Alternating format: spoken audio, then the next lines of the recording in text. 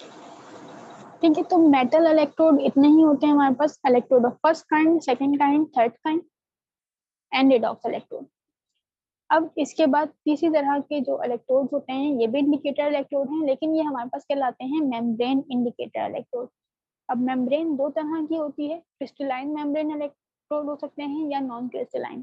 Crystalline में that is जो हमारा क्रिस्टल लैटिस होता है पूरा, वो उस तरीके के इलेक्ट्रोड होते हैं जिसके अंदर हमारे पास सिंगल क्रिस्टल इलेक्ट्रोड हो सकता है, जिसके अंदर एग्जांपल आती है लैंथनम क्लोराइड की।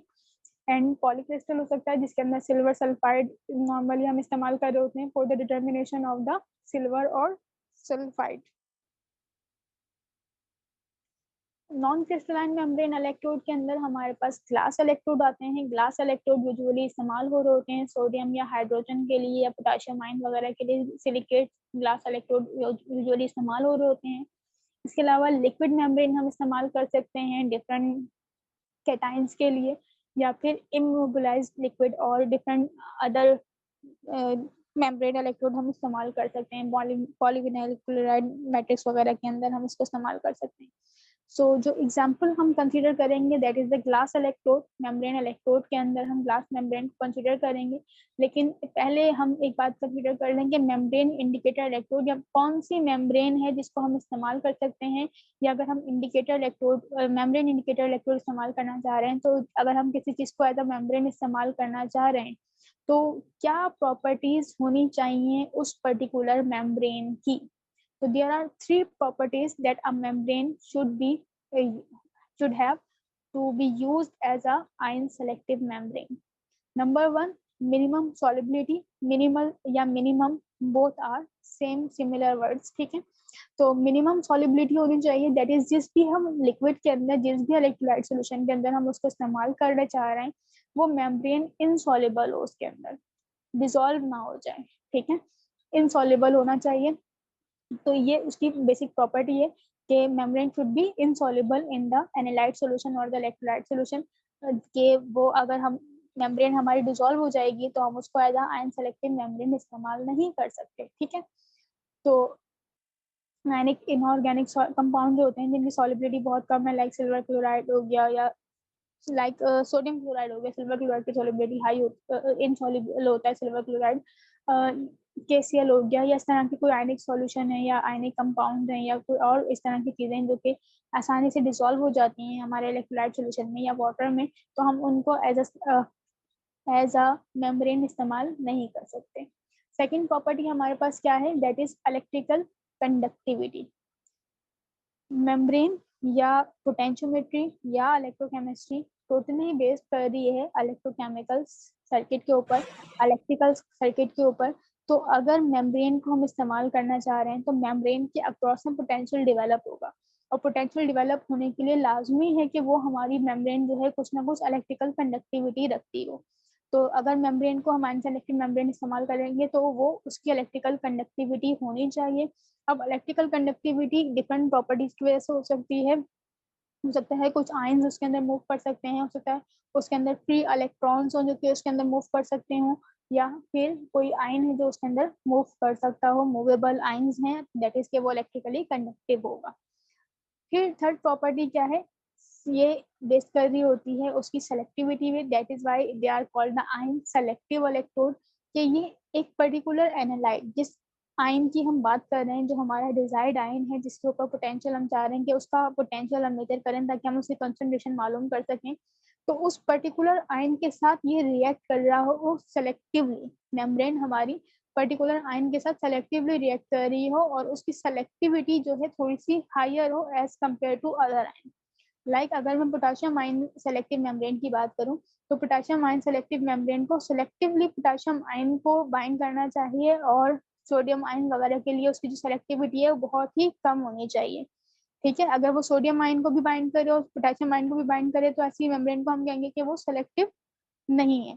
तो कुछ कंडीशंस के अंदर हम ऐसा भी कर देते हैं कि हम कुछ ऐसी कंडीशन अप्लाई करते हैं कि वो सेलेक्टिवली एक ही पर्टिकुलर आयन को बाइंड करे, लेकिन ये जो सेलेक्टिविटी है क्योंकि बेस कर रही होती है किसी न किसी प्रॉपर्टी के ऊपर, तो ये आयन ये स्पेसिफिक नहीं होती है दैट इज कि हमारी जो मेम्ब्रेन है वो स्पेसिफिकली किसी एक ही पर्टिकुलर आयन को बाइंड नहीं करती, बल्कि क्योंकि प्रॉपर्टीज पे बेस कर रही होती है तो सेलेक्टिवली इसकी सेलेक्टिविटी किसी एक आयन के लिए ज्यादा और किसी दूसरे आयन के लिए कम हो सकती है, लेकिन ये काफी सारे आयन के साथ बाइंड कर रही होती है, तो ये बात भी हमें मालूम होनी चाहिए। नेक्स्ट, अब एग्जाम्पल जो हम कंसीडर करेंगे वो पीएच इलेक्ट्रोड की करेंगे, क्योंकि पीएच इलेक्ट्रोड हम बहुत ज़्यादा इस्तेमाल कर रहे होते हैं टाइट्रेशन के अंदर भी और लैब के अंदर भी आप लोग बहुत ज़्यादा इस्तेमाल करते हैं। एंड जो पीएच इलेक्ट्रोड है वो बेसिकली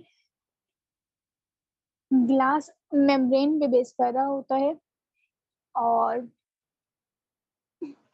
इसकी कंपोजिशन, इसकी सेल नोटेशन, इसका working principle, glass electrode for pH measurement, इसकी ये तमाम चीजें आपको आनी चाहिए कि ये वर्क कैसे करता है। दैट इज अगर पीएच इलेक्ट्रोड है तो वो पीएच को कैसे मेजर कर रहा है, उसको कैसे पता कि पीएच हाई है, पीएच लो है, एसिडिक सॉल्यूशन है, बेसिक सॉल्यूशन है, या वो किस प्रिंसिपल के ऊपर, कौन सी ऐसी प्रॉपर्टी है जिसकी बेस के ऊपर वो ये हमें पीएच बता रहा होता है। तो वो हमने डिस्कस करना है और वो आपको आना भी चाहिए, वो आपको बताना भी आना चाहिए। ठीक है, तो pH electrode basically composite electrode है। कंपोजिट मीन्स सिंगल इलेक्ट्रोड नहीं है, बल्कि यहाँ पे हम मल्टीपल इलेक्ट्रोड्स की कॉम्बिनेशन से हमारे पास इलेक्ट्रोड जनरेट हो रहा है। बेसिकली होता क्या है यहाँ पर कंपोजिशन अगर हम बात करें, देखिए ये डायग्राम अब बुक की डायग्राम है, अगर आप खुद भी बनाना चाहें तो you can make it very easily. ठीक है, हमारे पास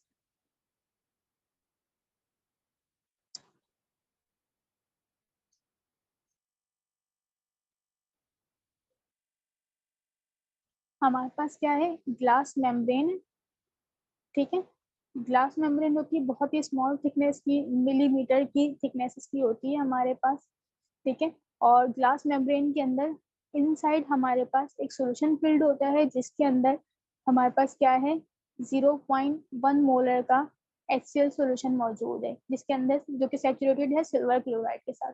ठीक है, यहाँ पे हाइड्रोजन आयन की एक स्पेसिफिक नॉन कंसंट्रेशन जो है हमारे पास मौजूद है, और साथ में अगेन क्या है, अंदर एक सिल्वर वायर इलेक्ट्रोड है, सिल्वर वायर के ऊपर फिर वही क्या होगा, सिल्वर क्लोराइड मौजूद होगा, इसके ऊपर डिपॉजिट हुआ होगा।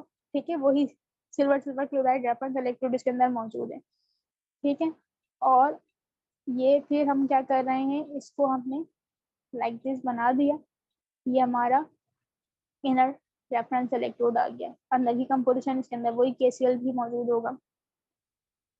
ठीक है, तो इनर सॉल्यूशन के अंदर हाइड्रोजन आयन की कंसंट्रेशन नोन है, इसके अंदर silver silver chloride reference electrode हमारे पास फिल्ड है।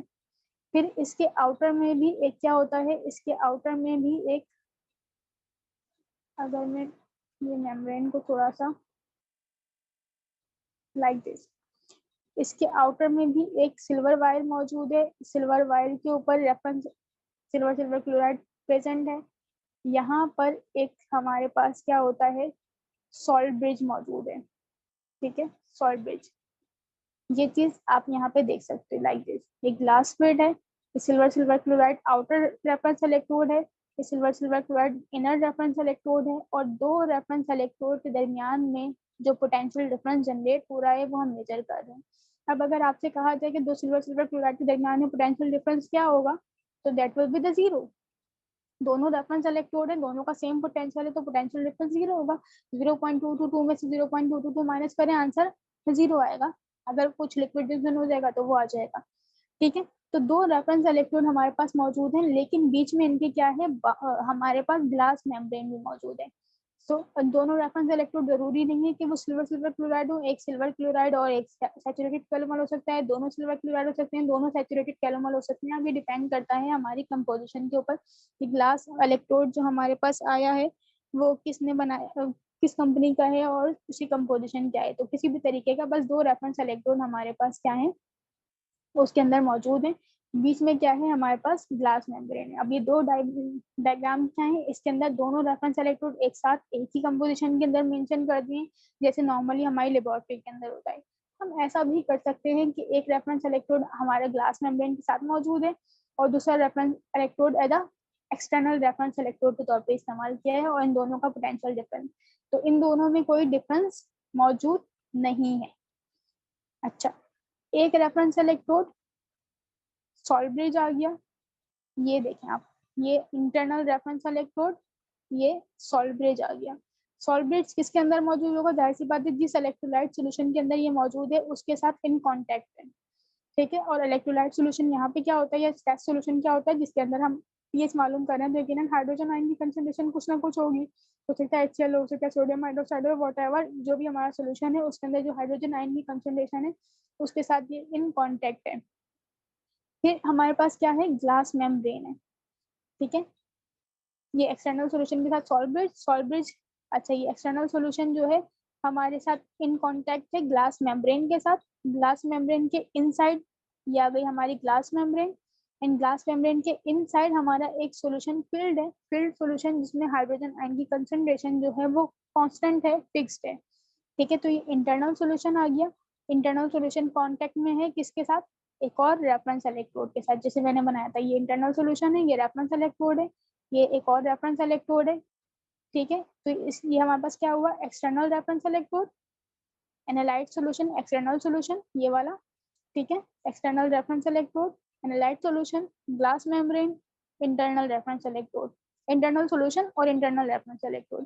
तो ये बेसिकली क्या है, हमारे ग्लास इलेक्ट्रोड की कंस्ट्रक्शन है, ग्लास इलेक्ट्रोड किस तरीके से बना हुआ है। अब होता क्या है, ग्लास मेम्ब्रेन में दोनों क्योंकि रेफरेंस इलेक्ट्रोड है, दोनों रेफरेंस इलेक्ट्रोड का पोटेंशियल डिफरेंस मालूम करने से हमें कोई इंफॉर्मेशन नहीं मिलेगी, लेकिन यहाँ पर ये तो रेफरेंस इलेक्ट्रोड को अगर हम छोड़ दें, इस पोर्शन को अगर आप देखें तो इस पोर्शन में क्या है, एक एक्सटर्नल सॉल्यूशन है ये जिसके अंदर हाइड्रोजन आयन की कंसंट्रेशन कुछ ना कुछ है, और एक इंटरनल सॉल्यूशन है जिसके अंदर हाइड्रोजन आयन की कंसंट्रेशन फिक्स्ड है। इन दोनों के बीच में क्या है, glass membrane, like this. External solution, external solution, internal solution, internal solution fix, external solution variable है, बीच में आ गई ग्लास मेम्ब्रेन। अच्छा, मेम्ब्रेन की प्रॉपर्टीज जो हमने डिस्कस की थी, उन प्रॉपर्टीज पे फुलफिल होना चाहिए हमारा इलेक्ट्रोड। पहली प्रॉपर्टी सॉल्युबिलिटी, आपको पता है ग्लास की सॉल्युबिलिटी वाटर के अंदर नहीं होती, वाटर के अंदर ग्लास इनसॉल्युबल होता है, ठीक है। दूसरी प्रॉपर्टी इलेक्ट्रिकल कंडक्टिविटी। अच्छा, इलेक्ट्रिकल कंडक्टिविटी, ग्लास इलेक्ट्रोड जो हमारे पास सिलिकेट्स की ग्लास इलेक्ट्रोड होते हैं, तो इसके अंदर बेसिकली क्या होता है, सिलिकेट का स्ट्रक्चर होता है जिसमें सिलिका ऑक्साइड बेसिकली मौजूद होते हैं, ठीक है। ऑक्सीजन, सिलिकेट के अंदर ऑक्सीजन है, and oxygen silicate oxide basically क्या होते हैं, नेगेटिवली चार्ज पार्टिकल्स हैं। तो इस नेगेटिव चार्ज को बैलेंस करने के लिए यहाँ पर सोडियम या पोटाशियम आयंस होते हैं बेसिकली, जो कि इन नेगेटिव साइड के साथ बाइंड होते हैं सिलिकेट्स की, ठीक है। तो वो जो सोडियम आयन है सिलिकेट के स्ट्रक्चर के अंदर वो सॉल्युबल होता है, एंड सोडियम आयंस की मूवमेंट या मोबिलिटी कुछ ना कुछ होती है ग्लास इलेक्ट्रोड के अंदर, दैट इज क्योंकि सोडियम आयन का साइज बहुत स्मॉल है एज कम्पेयर टू सिलिकेट, तो सिलिकेट के अंदर हमारा सोडियम आयन एक जगह से दूसरी जगह जा सकता है बहुत ही स्मॉल एक्सटेंट के लिए, लेकिन बहुत ही स्मॉल एक्सटेंट के लिए भी दैट इज इलेक्ट्रिकल कंडक्टिव, तो वो है किसकी वजह से, सोडियम आयंस की वजह से। तो सोडियम आयन मूव कर सकते हैं, दैट इज कि हमारी ग्लास मेम्ब्रेन कंडक्टिव होती है। और बहुत ही स्मॉल थिकनेस की ग्लास मेम्ब्रेन हम इस्तेमाल कर रहे हैं, दैट इज 0.1 मिलीमीटर की। और हम इसको क्या करते हैं, आपने देखा होगा पीएच इलेक्ट्रोड को हमेशा आप वाटर के अंदर डिप करके रखते हैं कि हमारी जो मेम्ब्रेन है वो एक्टिव हो जाए। एक्टिव कैसे हो जाए, अब ग्लास के अंदर क्या होता है, जब हम उसको वाटर के अंदर डिप करके रखते हैं तो वहां पर एक रीजन जनरेट होता है जो कि हाइड्रेटेड जेल लेयर जनरेट होती है, दैट इज हाइग्रोस्कोपिक लेयर होती है हमारी, उसके अंदर क्या होता है, वाटर को मॉइस्चर को एब्जॉर्ब करके हाइड्रेटेड जेल बनाता है। और इस हाइड्रेटेड जेल लेयर जो हमारे पास जनरेट हो रही है, इसके अंदर अब इक्विलिब्रियम स्टैब्लिश हो रहा है, जिसके अंदर क्या है, हमारी एक्टिव साइड्स, ऑक्साइड की जो एक्टिव साइड्स हैं वो हाइड्रोजन के साथ बाइंड करती हैं। अब ये इक्विलिब्रियम है, इक्विलिब्रियम बेस करता है कंसंट्रेशन के ऊपर, ठीक है, किसकी कंसंट्रेशन के ऊपर, हाइड्रोजन आयन की। एक्सटर्नल सॉल्यूशन के अंदर हाइड्रोजन आयन की कंसंट्रेशन अगर आप देखो, कंसंट्रेशन यहाँ पे नंबर से रिप्रेजेंट हुई है, यहाँ पे 3 हाइड्रोजन आयन है, 3 में से एक बाइंडेड है, बाकी 2 अनबाइंडेड है, ये एक इक्विलिब्रियम पे डिपेंड कर रहा है। यहाँ पर हाइड्रोजन आयन में क्या है, 6 हाइड्रोजन आयन है, तो 3 में से 1 बाइंड हो सकता है, तो 6 में से 2 बाइंड है। ठीक है, ये इंटरनल सॉल्यूशन है, यहाँ पे कंसंट्रेशन फिक्स है, तो बाइंडेड एंड अनबाइंडेड की वजह से यहाँ पर एक बाउंड्री पोटेंशियल जनरेट हो रहा है। यहाँ पे बाइंडेड और अनबाइंडेड का जो इक्विलिब्रियम है, इसकी वजह से बॉन्ड क्या होगा, यहाँ पे कम हाइड्रोजन अटैच्ड है, यहाँ पे ज्यादा हाइड्रोजन अटैच्ड है, तो ग्लास मेम्ब्रेन के दोनों तरफ हमारे पास क्या हुआ है, ग्लास मेम्ब्रेन के दोनों तरफ एक पोटेंशियल जनरेट हुआ है, that potential is called the boundary potential. और इसी पोटेंशियल, ये पोटेंशियल डिपेंड कर रहा है किसके ऊपर, concentration difference between the internal and the external solution. तो हाइड्रोजन आयन की कंसंट्रेशन डिफरेंट है, इस वजह से हमारा जो बाउंड्री पोटेंशियल है वो जनरेट हो रहा है। अगर दोनों इंटरनल एंड आउटर सॉल्यूशन के अंदर सेम कंसंट्रेशन होगी तो पोटेंशियल डिफरेंस हमारा 0 होगा। ठीक है, सो बेसिकली ये हमारा अब क्या है, हम जब भी ग्लास इलेक्ट्रोड को इस्तेमाल करते हैं हम उसको कैलिब्रेट करते हैं। कैलिब्रेशन किस तरीके से होती है, एक हमारा रेफरेंस सॉल्यूशन है, internal reference electrode, external reference electrode, internal, और उसके अंदर हाइड्रोजन आयन की कुछ ना कुछ इंटरनल कंसंट्रेशन मौजूद है, ग्लास मेम्ब्रेन है। ठीक है, पोटेंशियल इंटरनल एंड एक्सटर्नल के दरमियान में यहाँ पर बाउंड्री पोटेंशियल डिवेलप हो रहा है। तो इसकी सेल पोटेंशियल या इक्वेशन अगर हम लिखें जिस तरीके से नॉर्मल सेल इक्वेशन हमने लिखी है बाकी की, तो सेल पोटेंशियल हमारा यहाँ पे बेस कर रहा है किसके ऊपर, सेल कांस्टेंट 2.303 RTF, बेसिकली आपको पता ही है किसके बराबर होता है, 0.05916 log of activity of hydrogen ion की कंसंट्रेशन। ये जो एक्सटर्नल सॉल्यूशन के अंदर हाइड्रोजन आयन की कंसंट्रेशन है इसके ऊपर हमारा सेल पोटेंशियल डिपेंड कर रहा है। सेल कांस्टेंट हमें नोन होना चाहिए, ये डिपेंड करता है मल्टीपल फैक्टर के ऊपर, that is reference electrode, internal और एक्सटर्नल कौन कौन से हैं, सैचुरेटेड कैलोमल हैं, सिल्वर सिल्वर क्लोराइड है, क्योंकि दोनों के पोटेंशियल अलग अलग होते हैं, और इंटरनल सॉल्यूशन किस कंपोजिशन का उसके अंदर मौजूद है, साथ में उसके इलेक्ट्रोलाइट सॉल्यूशन या कोई और कंसंट्रेशन किसी और एनालाइट की मौजूद है, उन तमाम चीज़ों पे बेस कर रहा होता है। तो या तो हमें नोन हो या फिर हम क्या कर सकते हैं, इसको कैलकुलेट भी कर सकते हैं। कैसे कैलकुलेट कर सकते हैं, हमने क्या किया, हमने अननोन सॉल्यूशन के बजाय स्टैंडर्ड बफर ऐड कर लिया। लाइक जैसे हम कैलिब्रेशन करते हैं, हमने पीएच इलेक्ट्रोड लिया, पीएच इलेक्ट्रोड का इंटरनल सॉल्यूशन फिक्स्ड है, एक्सटर्नल सॉल्यूशन में हमने एक पीएच 7 का बफर ले लिया।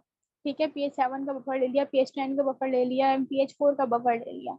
ठीक है, नॉर्मली 3 बफर से हम उसकी कैलिब्रेशन करते हैं, सिंगल बफर से भी कर सकते हैं, लेकिन ज़्यादा एक्यूरेट होती है कि हम 3 बफर के साथ उसकी कैलिब्रेशन करें। तो हम ये सेल कांस्टेंट कैसे मालूम कर सकते हैं कि हमने क्या किया, स्टैंडर्ड बफर यूज किया। स्टैंडर्ड बफर से क्या होगा, सेल पोटेंशियल हम मेजर कर सकते हैं एक्सपेरिमेंटली। अब सेल पोटेंशियल हमारे पास आ गया, स्टैंडर्ड बफर की पीएच हमें पता थी, पीएच 7 का था कि पीएच 4 का था, और हम उससे क्या करें, के मालूम कर लें, और के यहाँ पे प्लेस करके फिर हम क्या कर सकते हैं, अननोन की पीएच मालूम कर सकते हैं। ये बेसिकली क्या है, सिंगल पॉइंट मेथड है कि आपके पास एक स्टैंडर्ड बफर मौजूद है, एक आपका टेस्ट सॉल्यूशन है, आपने टेस्ट सॉल्यूशन का पीएच नोट, पोटेंशियल नोट किया। सेकंड आपने क्या किया, अपने स्टैंडर्ड बफर का पोटेंशियल नोट किया, और उससे क्या कर लिया, आपने अननोन की पीएच कैलकुलेट कर ली। नॉर्मली हम ये तरीका इस्तेमाल नहीं करते क्योंकि इतना ज़्यादा एक्यूरेट नहीं होता, बल्कि एक्चुअल में क्या होता है, जो पीएच इलेक्ट्रोड होता है जिसके अंदर हम बेसिकली अपना इलेक्ट्रोड डालते हैं और वो किसी भी सॉल्यूशन की पीएच शो कर देता है, तो एक्चुअल में ये काम हमें नहीं करना पड़ता, बल्कि पीएच इलेक्ट्रोड खुद ही ये सारी कैलकुलेशन करके हमें रिजल्ट दे रहा होता है। वो कैसे कैलकुलेशन करता है, जब हम उसकी कैलिब्रेशन करते हैं, हमने कहा कि पीएच 7 का बफर आपने उसके अंदर डाला, अपने टेस्ट सॉल्यूशन बीकर के अंदर, उसके अंदर इलेक्ट्रोड को डिप किया, और हमने कहा कि कैलिब्रेट करें। तो पीएच इलेक्ट्रोड ने क्या किया, उसने उसका सेल पोटेंशियल नोट किया, उस वक्त उसने उसकी दैट इज पीएच 4 का बफर है, ठीक है, पीएच 4 के ऊपर उसने सेल पोटेंशियल अपने पास नोट कर लिया। फिर हमने दूसरा बफर ऐड किया उसके अंदर, दूसरा बफर पीएच 7 का था, ठीक है, पीएच 7 के बफर पे उसने क्या किया, सेल पोटेंशियल नोट कर लिया। फिर तीसरा बफर हमने ऐड किया, पीएच 10 का नॉर्मली इस्तेमाल किया जा रहा होता है, ठीक है, पीएच 10 का बफर, उस पीएच 10 पे उसकी क्या पोटेंशियल आ रहा है उसने वो नोट कर लिया।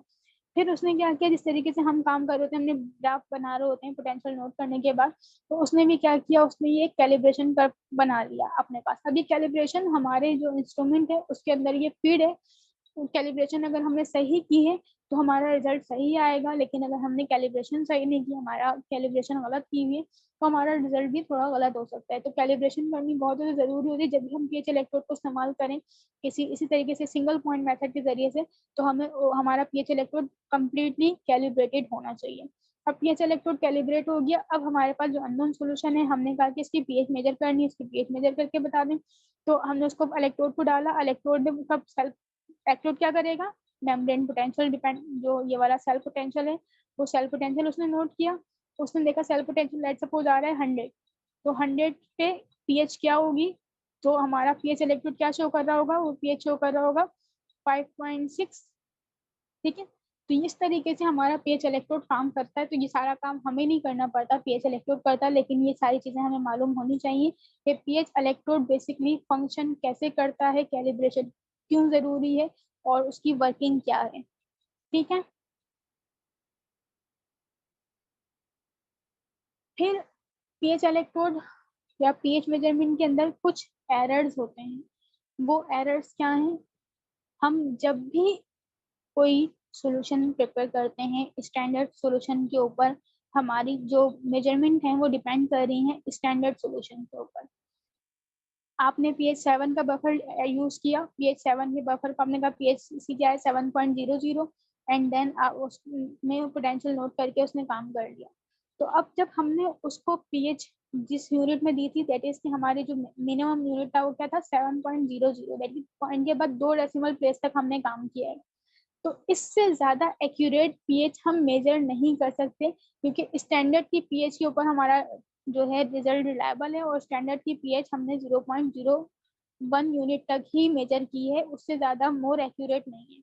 हाँ, अब कुछ ऐसे पीएच मीटर भी आते हैं जो कि 0.001 तक के यूनिट को भी, दैट इज पॉइंट के बाद 3 डेसिमल प्लेस तक भी वो मेजर कर रहे होते हैं, वो ज्यादा एक्यूरेट होते हैं as compare to this one. लेकिन जो स्टैंडर्ड की पीएच मेजर कर सकता है वो, उससे ज्यादा एक्यूरेसी पे हम नहीं जा सकते। सेकेंडली, जंक्शन पोटेंशियल जो आज हमने डिस्कस किया था, तो यहाँ पर भी जंक्शन पोटेंशियल डिपेंड कर रहा होता है, यहाँ पे भी जंक्शन पोटेंशियल एग्जिस्ट करता है, क्योंकि जहाँ जहाँ हमारे पास कोई भी पोरस प्लग होगा, कोई भी सॉल्ट ब्रिज होगा, वहाँ वहाँ जंक्शन पोटेंशियल एग्जिस्ट करेगा। तो यहाँ पर भी जो पोटेंशियल आ रहा है वो सिर्फ और सिर्फ मेम्ब्रेन पोटेंशियल नहीं है, बल्कि उसमें जंक्शन पोटेंशियल शामिल है, जो हमारे सॉल्ट ब्रिज मौजूद हैं दोनों रेफरेंस इलेक्ट्रोड के, उसकी वजह से जंक्शन पोटेंशियल है वो भी इसमें कंसीडरेबल मौजूद हैं, और उसकी वजह से भी एरर हमारे पास आता है, दैट इज कुछ ना कुछ अनसर्टेनिटी हमारे रिजल्ट में रहेगी। फिर जंक्शन पोटेंशियल ड्रिफ्ट भी होता है। Junction potential drift that is कि अगर हमने सिल्वर क्लोराइड रेफरेंस इलेक्ट्रोड इस्तेमाल किया, बेसिकली ये लिमिटेशन पीएच मेजरमेंट की नहीं है, ये रेफरेंस इलेक्ट्रोड की लिमिटेशन है कि जब हम सिल्वर क्लोराइड को इस्तेमाल करते हैं तो वहाँ पे बेसिकली क्या होता है, ये सिल्वर क्लोराइड के साथ कॉम्प्लेक्स बना लेता है। ठीक है, अब वो डिफरेंट कंपोजिशन के कॉम्प्लेक्स हो सकते हैं, that is silver tetrachloride, silver trichloride. तो यहाँ पे अगर वो कॉम्प्लेक्स बनता है तो सिल्वर क्लोराइड तो इनसॉल्युबल होता है हमारे पास, ये वाला। ठीक है, लेकिन अगर कॉम्प्लेक्स बनता है तो कॉम्प्लेक्स मोस्टली, क्योंकि देख रहे हैं आप एनाइनिक हैं, तो ये सॉल्युबल होते हैं वाटर के अंदर।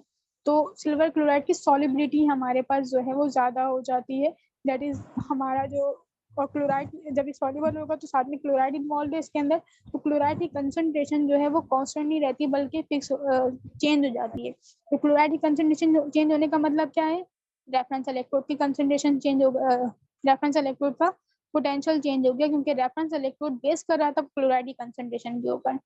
ठीक है, तो थोड़ा बहुत ड्रिफ्ट हमारे पास, जंक्शन पोटेंशियल कांस्टेंट नहीं है, junction potential with respect to time, ageing के टाइम की रिस्पेक्ट से क्या हो रहा है, वो चेंज हो रहा है, चेंज हो रहा होता है समटाइम्स।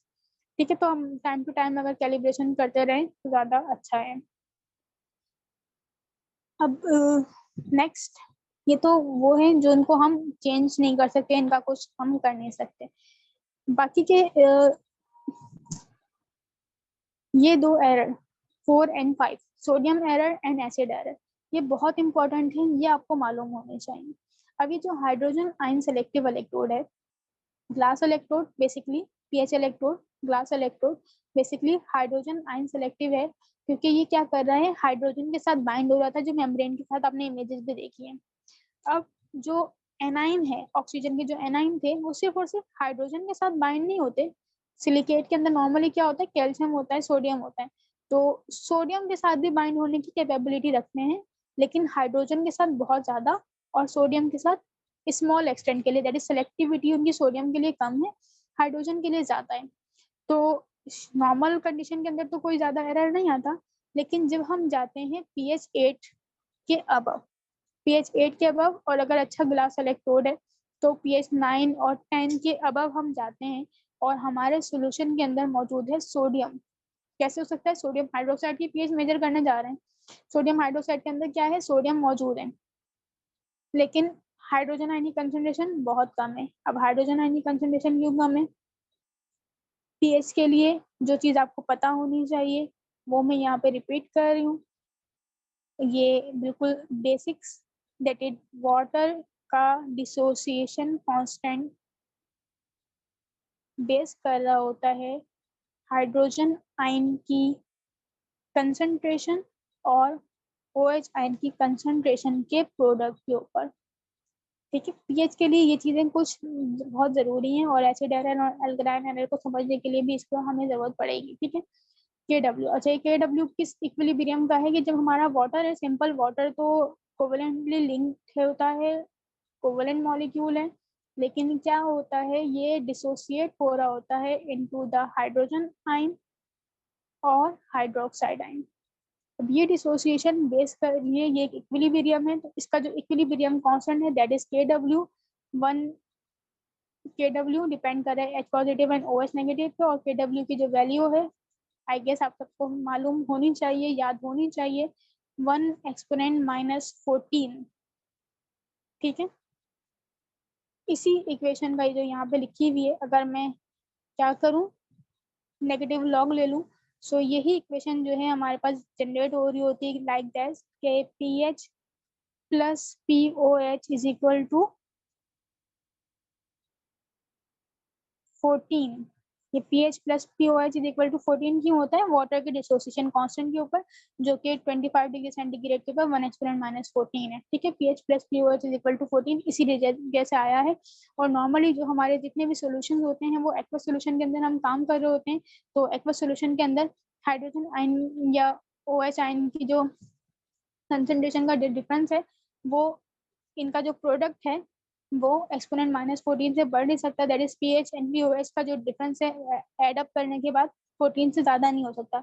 तो हमारी जो मैक्सिमम पीएच या पीएच स्केल है वो 0 से 14 तक ही है, इसके बियॉन्ड हम नहीं जा सकते। ठीक है, इस पे डिपेंड कर रहा है किसके ऊपर, वाटर डिसोसिएशन के ऊपर जो पीएच स्केल है। न्यूट्रल पीएच हमारी होती है 7। 7 क्यों होती है, जब हमारी दोनों कंसंट्रेशन हाइड्रोजन आयन की और OH आयन की कंसंट्रेशन इक्वल हो जाए। कब इक्वल होती है, अगर ये भी 1 एक्सपोनेंट -7 हो, ये भी 1 एक्सपोनेंट -7 हो, उनका प्रोडक्ट किसके बराबर होगा, 1 एक्सपोनेंट -14 के। ठीक है, और पीएच क्या होगी इस वक्त, पीएच 7 होगी। तो ये हमारी न्यूट्रल कंडीशन कहलाती है, जिसके अंदर H positive OH negative equal है। अगर OH आयन की कंसंट्रेशन बढ़ जाए, एक्सपोनेंट -7 के बजाय -6 हो, -5 हो, -4 हो, तो क्या होता है, पीएच हमारी बढ़ जाती है। अगर हमारी H पॉजिटिव आयन की कंसंट्रेशन बढ़ जाए, एक्सपोनेंट -1 -2 -3 हो, तो हमारी पीएच लेसर देन 7 आती है। ठीक है, यहाँ पे हाइड्रोजन लेसर देन में हाइड्रोजन की कंसंट्रेशन ज्यादा होगी, और हायर में हमारी OH आयन की कंसंट्रेशन ज्यादा होगी। ठीक है, सो वापस आ जाए सोडियम एरर के ऊपर। अगर हम सोडियम हाइड्रोक्साइड की बात करें, सोडियम हाइड्रोक्साइड 0.1 मोलर का सोडियम हाइड्रोक्साइड लिया है, तो हाइड्रोक्साइड आयन की कंसंट्रेशन बहुत ज्यादा हाई है। हाइड्रोक्साइड आयन की कंसंट्रेशन बहुत ज्यादा हाई की वजह से H पॉजिटिव आयन की कंसंट्रेशन बहुत कम होगी, दैट इज पीएच हमारी क्या होनी चाहिए, हाई होनी चाहिए, पॉजिटिव होनी चाहिए। लेकिन उस पॉजिटिव में इलेक्ट्रोड क्या करता है, मेम्ब्रेन क्या करती है, वो सोडियम आयन के साथ बाइंड होना शुरू हो जाती है। अगर वो सोडियम आयन के साथ बाइंड होगी, अगेन पोटेंशियल डिफरेंस जनरेट होगा, बाउंड्री पोटेंशियल कुछ ना कुछ जनरेट हो रहा होगा।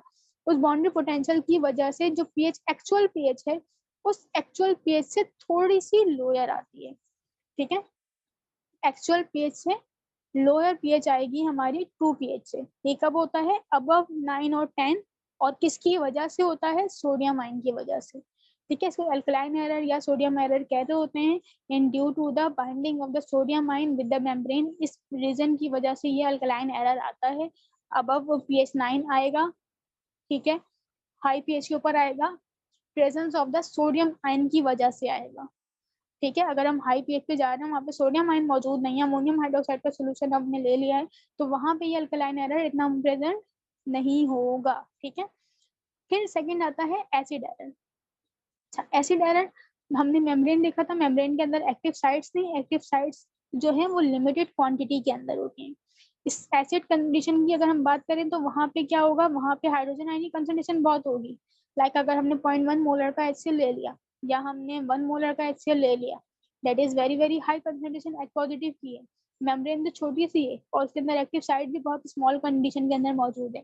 अब क्या होता है, सारे के सारे हाइड्रोजन आयन जो है वो हमारे पास इक्विलिब्रियम के रिस्पेक्ट से वो बाइंड हो जाते हैं, लेकिन हाइड्रोजन आयन एक्टिवली ज्यादा थे। एग्जाम्पल मैं यहाँ बताती हूँ, एक मिनट।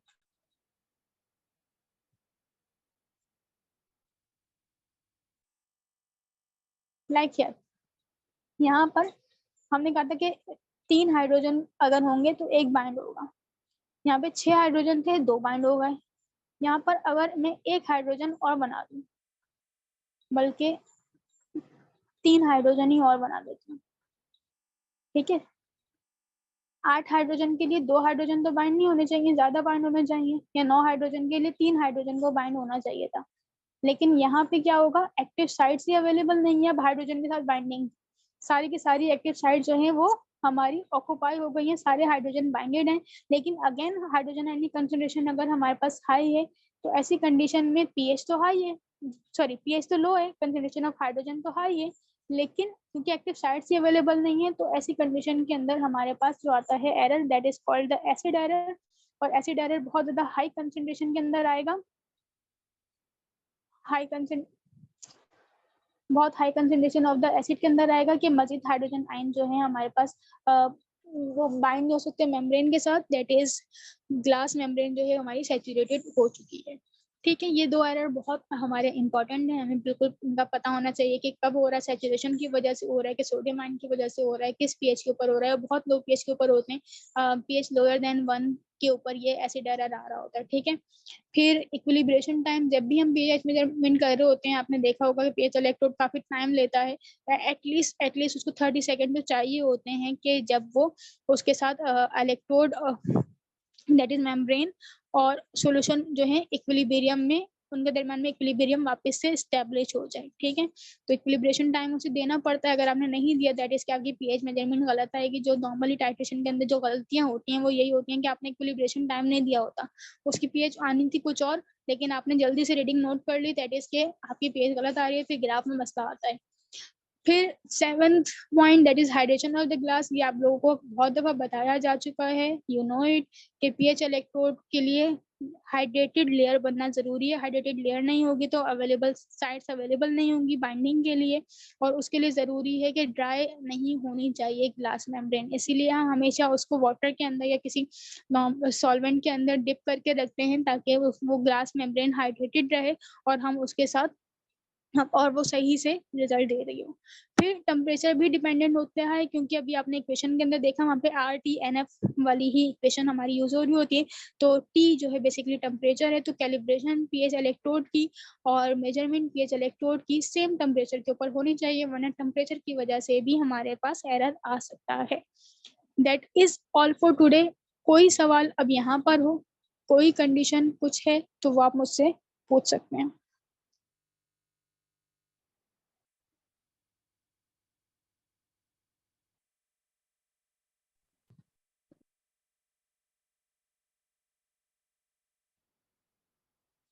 कुछ पूछना है? Thank you.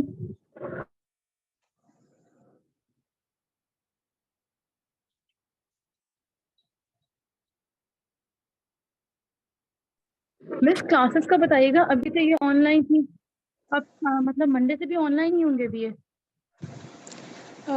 क्लासेस आपकी ऑनलाइन रहेंगी, लेकिन अब मंडे से ये होगा कि टाइमिंग आपकी चेंज रहेगी। It will be from 4 to